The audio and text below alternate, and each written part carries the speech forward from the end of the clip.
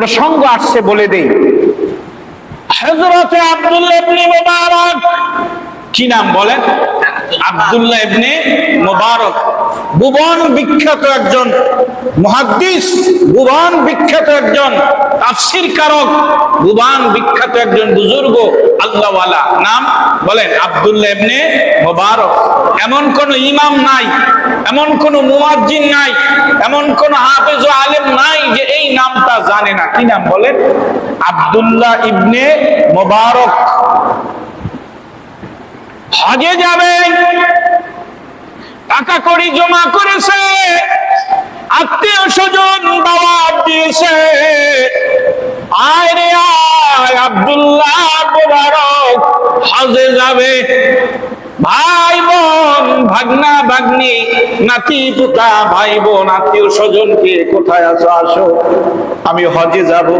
এটা খুশির খবর না ভাই?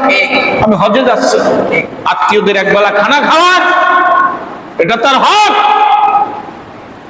আব্দুল্লাহ ইবনে মুবারক রাহিমাহুল্লাহ, তার ছোট একটি বাচ্চা ছেলে আব্বা হজে যাবে এই অনুভূতির খুশির আবেগে বাইরে ঘুরতে গেছে। ওর যারা দলের আছে আশেপাশে ঘরের ছেলেদের সঙ্গে ঘুরতে বের হয়ে গেছে। এর মনে আনন্দ, রাতের বেলা আমাদের ঘরে আত্মীয় স্বজন ঘরে যাবে। আত্মীয় স্বজন ঘরে আসলে আর কেউ খুশি না হলে ছোট ছোট বাচ্চারা খুশি হয়। কথা ঠিক কিনা? এই আব্দুল্লাহ ইবনে মুবারক রাহমাতুল্লাহ আলাইহির ছোট বাচ্চা ছেলে পাশের ঘরের বাচ্চাদের সঙ্গে ঘুরতে ঘুরতে সন্ধ্যা হয়ে গেছে, বাড়ি যাবে, ঘরে যাবে, খবর নাই। ঘরওয়ালা আব্দুল্লাহ ইবনে মুবারক তালাশ করে, আমার ছোট ছেলেটা কোথায়? সন্ধ্যা হয়ে গেল, খুঁজতে খুঁজতে দেখে তার কলিজার টুকরা দরের ছেলেটা চোখ মুছতে মুছতে ঘরের দিকে আসতেছে, কাঁদে। আব্দুল্লাহ ইবনে মুবারক ডাক দিয়া বলে, বাবা আমি কালকে হজে যাব, আগামীকাল আমার ফ্লাইট, তুই যদি কাঁদো হজে যেতে আমার কষ্ট হবে।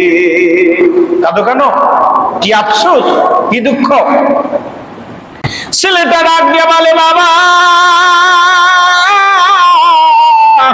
ওই যে ঝুপড়িওয়ালা একটা ঘর দেখা যায়, ওটা আমার বন্ধুর ঘর। ওই ঘরের বাচ্চাটা আমার বন্ধু, ওর সঙ্গে আমি খেলতে খেলতে, ঘুরতে ঘুরতে আমি ওর ঘরের ভিতরে ঢুকে যাই। বাবা,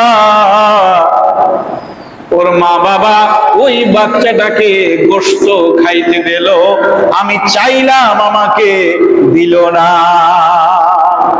কার ছেলে? কার ছেলে দিল না? কার ছেলেকে? আব্দুল্লাহ ইবনে মুবারকের ছেলে, যিনি আগামীকালকে হজে যাবে। পয়সা করি কম এই জন্য নাকি? পয়সা করি যথেষ্ট আছে এই জন্য হজে যাচ্ছে।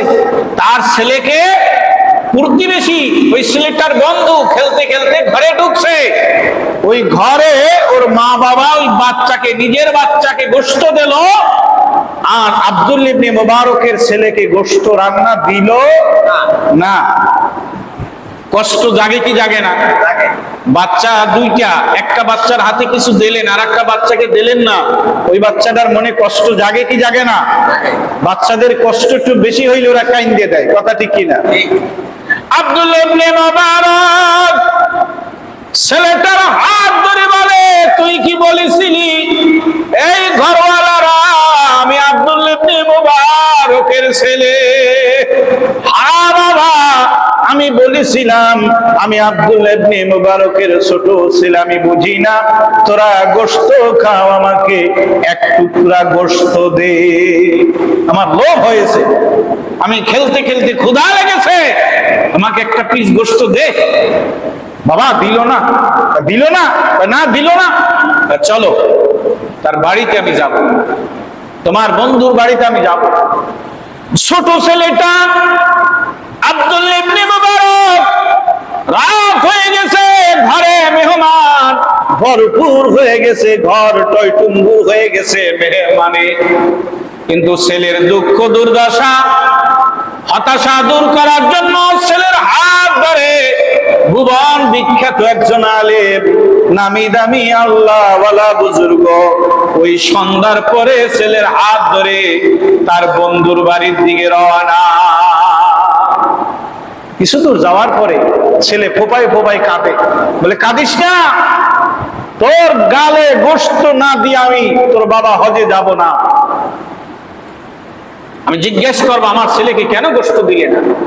তার কাছেও কষ্ট লাগে কি লাগে না? লাগে না? আপনার ছেলেকে যদি এইভাবে ঘর থেকে কেউ তাড়াইয়ে দেয়, কিছু না দেয়, চাইছে দেয়নি, পরিচয় দেশে দেয়নি, আপনার বড্ড কষ্ট হয় কি হয় না বলেন? ঘরের দরজায় সালাম আনতে জিজ্ঞাসা করে, ঘরের ভিতরে কে আসো? বের হয়ে আসো, আমি আব্দুল্লাহ ইবনে মুবারক এসেছি। বাড়িওয়ালা ঘরওয়ালা কলিজা ভয়তে কেঁপে উঠেছে, কারণ উনি তো আমাদের সমাজের একজন প্রভাবশালী আলেম। শুধু আলেম না, প্রভাবশালী, ধন সম্পদ আছে, ক্ষমতা আছে, শক্তি আছে, এরকম একজন প্রভাবশালী আলেম যখন দরজায় নক করছে, ঘরওয়ালা থরথর করে কাঁপতেছে। একটা যুবক ছেলে বের হয়ে আসছে, হুজুর আপনি আমার বাড়ির দরজায়, বলছে নাটক করতেছ?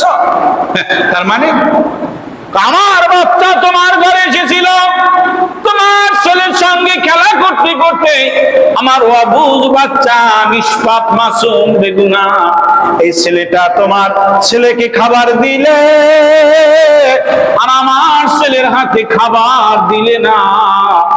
এই দুঃখ নিয়ে আমি তোমার দরবারে আসলাম, কেন তুমি আমার ছেলের হাতে এক টুকরা গোশত দিলে না?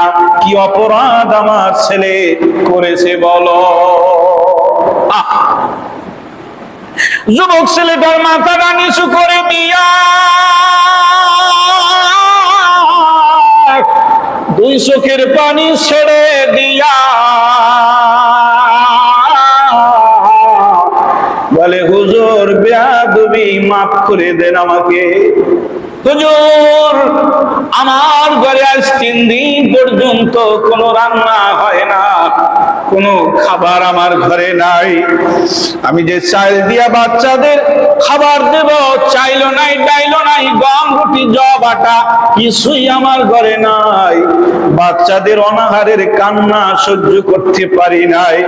দেখেন ওই মরুভূমিতে কাকার শগুন যায় আর আছে, আমি ওইখান থেকে একটা গরু মরে গেছে, শক্ত হয়ে গেছে, ওই গরুর এক টুকরা গোশত, আমি মরা গরুর গোশত ঘরে এনে রান্না করে আমি আমার বাচ্চার মুখে দিলাম।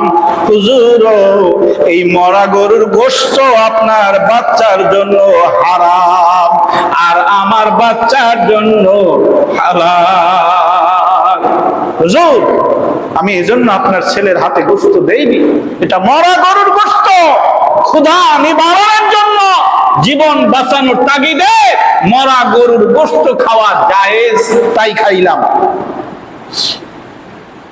আব্দুল্লাহ ইবনে মুবারক ওই যুবকের চোখের পানি দেখে আর এই রোনাজারি দেখে, এই হালত শুনে, এই কারগুজারি অবস্থা শুনে হজ করার চাহিদা মিটে গেছে।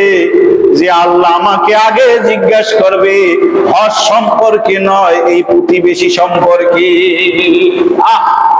তুমি গোশত দিতে পারো না, পাশের ঘরে গরিব, পাশে অসহায়, ওর খাদ্য চলে না, ছেঁড়া জামা গায়ে দেয়, ভদ্র মানুষের কাছে বলতে পারে না, হাত পাততে পারে না, ওর ঘরে একটু জল, গোশতের একটু জল পাঠায় না। ওর ঘরে গোশত দেয়া লাগবে না, আলু দেয়া লাগবে না, একটু জল পাঠায় দাও, কয়টা ভাত একটা প্লেটে দাও। ওর ওই বাচ্চাটা ওরে বড় ডিস্টার্ব করে যে গোশত রান্নার ঘ্রাণ আসতেছে, বাবা গোশত কিনবি না? ও তো গোশত ভালো, চাউল কেনার টাকাই নাই। ভাইরা, দেশে নীরব ভূমিকায় দুর্ভিক্ষ চলছে, আপনারা অনুমান করছেন কিনা জানি না, কি কথা ঠিক কিনা বলেন? অতএব সাধ্য অনুযায়ী সহযোগিতা করি। আমি যে কথা বলছিলাম, আব্দুল্লাহ ইবনে মুবারক যুবকের হাত ধরেছে, ছেলের হাত ছেড়ে দিয়েছে, বলে আয় যুবক আয়, আমার বাড়ি আয়, আমি হজে যাব না, হজে যাব না, আয় তুই আমার সাথে আয়। ওই যুবকের হাত ধরে আত্মীয়দের খাওয়ায় দাওয়ায়া তাদের সঙ্গে ওই যুবককে খাওয়াইয়া হজে যাওয়ার সমুদয় টাকা করি, স্বর্ণ দিরহাম মুদ্রা ওই যুবকের হাতে দিয়া বলে, যা যুবক, এই আমার হজের টাকা দিয়া ব্যবসা করে ছেলে মেয়েকে লালন পালন করো। আরো জোরে বলে, আমার দ্বারা কি সম্ভব বলেন? তুই না খাই রয়েছে তাকিয়েছি, আমি হজে যাবো না, হজে যাবো, আমার পাসপোর্ট ভিসা ওকে, আগামীকাল ফ্লাইট। দেখেন পরিণাম কি হলো। আব্দুল্লাহ ইবনে মুবারক বন্ধু বান্ধব শেষ হয়ে গেছে, উনি হজে যায়নি, হজের টাকা যুবককে, গরিবকে, মিসকিনকে দিয়া দিল। হজে যায়নি, বন্ধু বান্ধব বাড়িতে এসে এক হাজি আর এক হাজির বাড়ি দেখা করতে যায়। অন্য অন্য বন্ধু হাজিরা আব্দুল্লাহ ইবনে মুবারককে দেখতে আসছে, বন্ধু কবে আসলি? কয় দোস্ত ভাগ্য ভালো, এজন্য আমি এবছর হজে যাইতে পারিনি, দোয়া করো যাতে আমি আগামী বছর যেতে পারি। আমাদের সাথে তুমি হাজি হয়ে নব্য হাজি, নও হাজি, নূতন হাজি, তুমি আমাদের সাথে নাটক করতেছো যে কেন? বলছে তুমি আমার সামনে সামনে তোয়াফ করলে, তুমি আমার সামনে সামনে পাথর মারলে, তুমি আমার সামনে সামনে হজরে আসওয়াদ চুম্বন করলে, তুমি আমার সামনে সামনে হেরেম শরীফে নামাজ পড়লে, আর আমাকে বলছো আমি হজে এবার যাইনি, দোয়া করো আগামীতে যাব। আল্লাহ আল্লাহ আল্লাহ হলেন আল্লাহ। বলে না ভাই আমি হজে যাইনি, আল্লাহি আল্লাহর কসম, কয় আল্লাহি আল্লাহর কসম, নবীজির রওজায় তুমি আমার সামনে দাঁড়াইয়া সালাম দিয়েছ, মিথ্যা কথা বলো না। না না মিথ্যা বলছি না দোস্ত। কয় তুমি এভাবে করতেছো কেন, কি তোমার সমস্যা কি? হজ করছো বলতে তোমার বাধা কি বলো? বলছে না দোস্ত আমি তো হজে যাইনি। আর একজন দোস্ত এসে বলে, বন্ধু আমার জমজমের পানি শেষ হয়ে গেছে। আব্দুল্লাহ ইবনে মুবারককে বলতেছে, তুমি যেই জমজমের পানি এনেছো আমার সামনে যে কন্টেনার ভরে, ওই কন্টেনার থেকে আমাকে একটু পানি দাও। উনি কেঁদে দিয়া বলে, ভাই মনে কিছু নিও না, আমি এবার হজে যাই নাই, আমি এবার হজে যাইনি। তুমি আমার সাথে প্রতারণা করো না রে দোস্ত। বলে প্রতারণা করি না, আল্লাহর কসম আমি হজে যাইনি।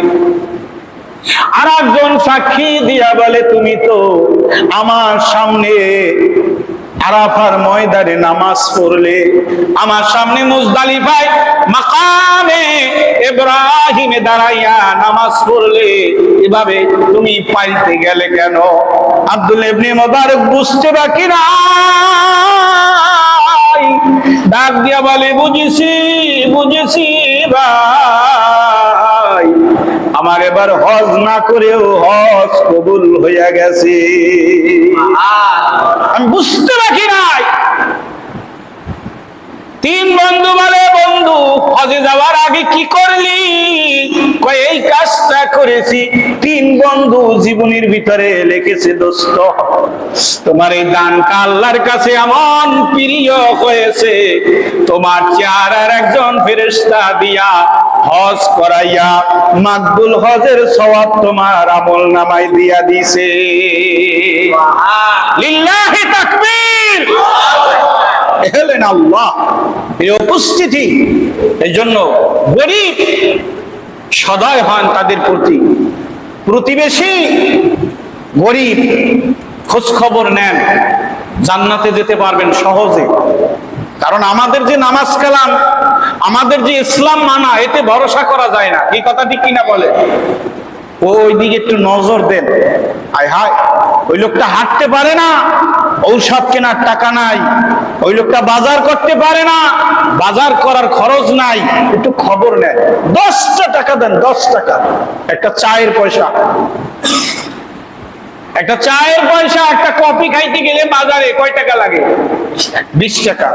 ওই 20টা টাকা দেন, কফি নাই, নাই খাইলাম, একটা রং চা খাইলাম, চাই নাইলে না খাইলাম, মরে তো যাব না। এই কথা ঠিক কিনা বলেন? 5টা টাকা, 10টা টাকা, 20টা টাকা আপনি ওর হাতে দেন, আরশ খুশি হয়ে যাবে, আসমান জমিন খুশি হয়ে যাবে, আল্লাহ খুশি হয়ে যাবে। আপনার বিলাসিতা, এই জীবনটা আপনার আমার জন্য একদিন কাল হয়ে দাঁড়াবে, কাল। এই কথা ঠিক কিনা বলেন?